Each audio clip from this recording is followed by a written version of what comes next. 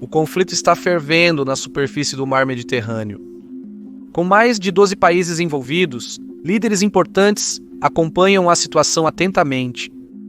Países como Turquia, Grécia, Egito já estão envolvidos em uma dança marítima de postura política, e é provável que haja uma escalada maior.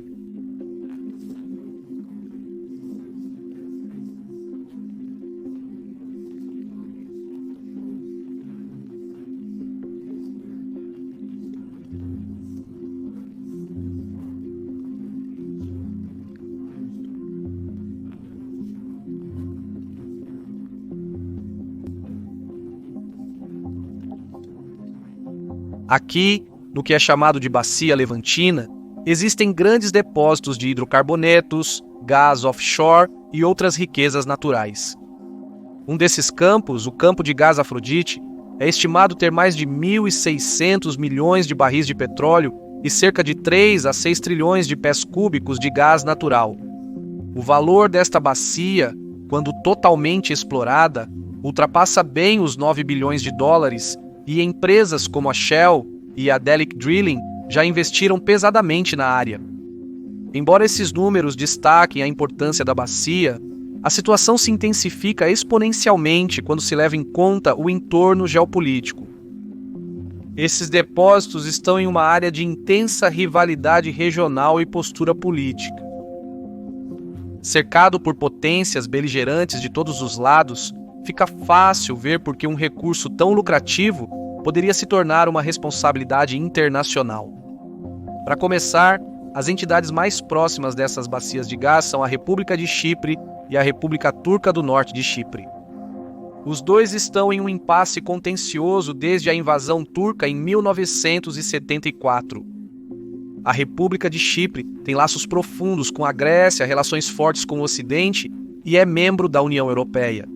Por outro lado, a República Turca do Norte de Chipre, ou Norte de Chipre para conveniência, é um estado de facto cuja soberania é reconhecida apenas pela Turquia, colocando a metade norte da ilha em uma posição internacional fraca. Tal situação tem ramificações na exploração de reservas de gás natural na Bacia Levantina. A República de Chipre, com maior reconhecimento internacional, tem concedida uma zona econômica exclusiva que lhe permite o controle de júri sobre recursos oceânicos dentro de 374 quilômetros de sua costa. Sem o mesmo nível de reconhecimento, o norte de Chipre não possui tal base legal. Isto é, até que se leve em conta os vizinhos do norte de olho na Bacia Levantina. Turquia e Grécia há muito são consideradas as principais potências no leste do Mediterrâneo. Por décadas, os dois disputaram várias áreas de território marítimo, grande parte do qual se origina do controle da Grécia sobre uma série de ilhas localizadas bem perto das costas da Turquia. De acordo com a Convenção das Nações Unidas sobre o Direito do Mar, estas ilhas compõem a zona econômica exclusiva da Grécia, que por sua vez ameaça a própria capacidade da Turquia de acessar recursos-chave, como as bacias de gás natural ao sul do país. Ambas as nações usaram o conflito de Chipre como parte dessa fricção política mais ampla. Ankara argumenta que o Chipre do Norte tem direito aos recursos oceânicos, tanto quanto a República de Chipre e os turcos usam esse argumento para estender seu acesso à Bacia Levantina, enquanto praticamente cortam a Grécia. Os gregos, insatisfeitos com essa proposta, fizeram sua própria reivindicação que isolaria a Turquia do Mediterrâneo. O problema parece é que ambas as nações adotaram atitudes maximalistas. Grécia e Chipre estão buscando usar organizações internacionais como a União Europeia para conter os movimentos turcos do Mediterrâneo Oriental. Essa tática funcionou em parte, mas a Turquia ainda mantém amigos da União Europeia e, portanto, conseguiu evitar sanções completas. As tensões do Mediterrâneo Oriental têm acelerado desde então. Em fevereiro de 2018, uma grande disputa irrompeu no Mediterrâneo quando navios de guerra turcos impediram um navio de perfuração italiano de entrar em suas águas reivindicadas. O incidente foi um presságio do que estava por vir. No entanto, a disputa entre Atenas e Ankara não se limita à ilha de Chipre. A Turquia, reconhecendo que deve encontrar outras vias para garantir suas reivindicações oceânicas, começou a fazer avanços na Líbia, devastada pela guerra. Em dezembro de 2019, Ankara mobilizou alguns de seus representantes na Síria para o campo de batalha líbio. Combatentes sírios e outras milícias rebeldes salvaram o governo baseado em Trípoli de uma certa ruína e repeliram as forças do governo baseado em Tobruk. Por volta do mesmo tempo, legisladores turcos se encontraram com funcionários-chave do governo de acordo nacional reconhecido pela Organização das Nações Unidas baseado em Trípoli. Um acordo foi firmado entre as duas partes, um que conectaria a zona econômica exclusiva da Turquia à costa nordeste da Líbia. O acordo, no entanto, provocou indignação em Atenas e em outras potências. A França imediatamente manifestou seu apoio a Chipre, alegando que Ankara estava intervindo nas águas soberanas de Chipre. No entanto, o verdadeiro motivo do ressentimento francês é porque os turcos salvaram o governo baseado em Trípoli, na Líbia. Veja, desde 2015 a França vinha apoiando as forças do general Haftar do Exército Nacional Líbio, o órgão representativo baseado em Tobruk. Embora os formuladores de políticas em Paris afirmem ser neutros no conflito, é difícil negar o envolvimento francês com Haftar. Ao fechar um acordo com Trípoli, a Turquia virou de cabeça para baixo toda a estratégia francesa. As relações entre Paris e Ankara se tornaram tão amargas que em julho de 2020, a França se retirou da Operação Sea Guardian da OTAN e denunciou Ankara, alegando que ela havia violado o embargo de armas na Líbia. Mas havia mais. Com o reacendimento das tensões na Líbia, a atenção do país vizinho foi despertada.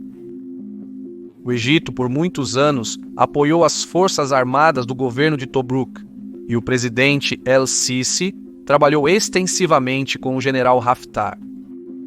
Quando o governo de Trípoli começou a fazer ganhos substanciais no verão de 2020, principalmente graças ao apoio turco, o Egito foi forçado a reagir. Em junho, o presidente egípcio tentou promover acordos de cessar-fogo e negociações na Organização das Nações Unidas, enquanto rumores contínuos apontavam para uma possível intervenção militar do exército egípcio. Embora nenhuma força tenha sido comprometida ainda, o parlamento do Egito aprovou o envio de tropas egípcias para a Líbia. Agravando ainda mais a situação geopolítica estão as reivindicações do Egito à Bacia Levantina. Embora localizado mais distante das reservas da bacia de gás, isso não impediu o Egito de dar seus próprios passos políticos na arena. O Cairo trabalhou diligentemente para estreitar laços com as outras potências do Mediterrâneo para acessar a bacia. Em janeiro de 2019, o Fórum de Gás do Mediterrâneo Oriental, apelidado de Organização dos Países Exportadores de Petróleo do Mediterrâneo, foi fundado no Cairo. Funcionários da Grécia, Itália, República de Chipre, Jordânia, Israel e até mesmo da Palestina participaram do fórum. O objetivo era colaborar na exploração e produção de hidrocarbonetos pertencentes aos estados do Mediterrâneo. A Turquia foi intencionalmente excluída. Então, em janeiro de 2020, o Egito iniciou uma reunião em grande escala com Chipre, França, Grécia e Itália para denunciar as ações da Turquia na Líbia. Alguns meses depois, em agosto, o Egito assinou um acordo de fronteira marítima com a Grécia, um ato que permitiria a ambos os países cooperar na exploração de recursos, mas também prejudicaria o acesso da Turquia ao mar. Também nas margens orientais do mar Mediterrâneo estão o Líbano e Israel. Sendo um jogador relativamente menor, o Líbano lutou para obter uma participação significativa na Bacia Levantina. O país trabalhou extensivamente com a República de Chipre, estabelecendo acordos bilaterais que permitiriam aos gregos ajudar o Líbano a perfurar a bacia. Mas essa relação é desigual e os libaneses dependem da assistência grega para explorar sua própria zona marítima. Israel, por outro lado, tentou se afirmar em uma posição mais dominante, enquanto também conquistava o apoio das outras nações. Grande parte da política israelense girou em torno de sua relação com a Turquia, que tem sido instável nos últimos anos. Com o afastamento do presidente Erdogan em relação a Israel, o primeiro-ministro Netanyahu precisou ajustar sua estratégia em relação à Turquia. O resultado é uma aliança entre Israel, Grécia e a República de Chipre. Em janeiro de 2020, essas partes assinariam o Acordo do Gasoduto do Mediterrâneo Oriental, um gasoduto que traria hidrocarbonetos do Mediterrâneo para os mercados europeus e contornaria a Turquia ao fazer isso. Além disso, o gasoduto violaria o acesso da Turquia a essas reservas, de acordo com autoridades turcas. Quando se dá um passo atrás, o mapa geopolítico se torna mais compreensível, com dois lados emergindo em extremos opostos. Há a Turquia, com sua rede próxima de aliados no norte de Chipre e na Líbia, baseada em Trípoli. Na outra extremidade está uma cadeia relativamente solta de relações que inclui Grécia, República de Chipre, França, Israel, Egito e Líbia, baseada em Tobruk. Embora a Turquia seja capaz e resiliente, ela não possui a economia, o exército ou os meios diplomáticos para contrariar todas essas nações simultaneamente. O país enfrenta problemas monetários e financeiros. No entanto, esse princípio se aplica à maioria dos estados do Mediterrâneo. A Grécia ainda está se recuperando da recessão de 2008. A França está exausta com seus compromissos em toda a África. O Egito está focado em proteger seus rios das barragens etíopes. A Líbia é uma nação devastada e debilitada pelo conflito. E Israel está lidando com posses pró-Irã acampando em suas fronteiras. Nenhum dos estados costeiros tem ativos ou recursos sobrando para empregar. E esse pode ser exatamente o problema. O fator mais significativo que contribui para as tensões é econômico, ou a falta dele. Quase todas as nações do Mediterrâneo têm economias vacilantes. Complicações monetárias e financeiras são muitas. A riqueza sob o leito do mar guarda promessas de salvação econômica que toda a região precisa tão desesperadamente. Os bilhões de dólares em gás natural proporcionam oportunidades lucrativas para salvar as perspectivas socioeconômicas dessas nações. A retórica política e a postura militar são ferramentas para ganhar vantagem nas negociações finais para a delimitação. Portanto, para as nações do Mediterrâneo, a luta sobre zonas marítimas e influência regional é uma questão de vida ou morte, onde perder significa colapso financeiro e ruína. Eu fui seu anfitrião Sioban do Caspian Report. Por favor, deixe um like, comente e se inscreva para o algoritmo. Obrigado por assistir.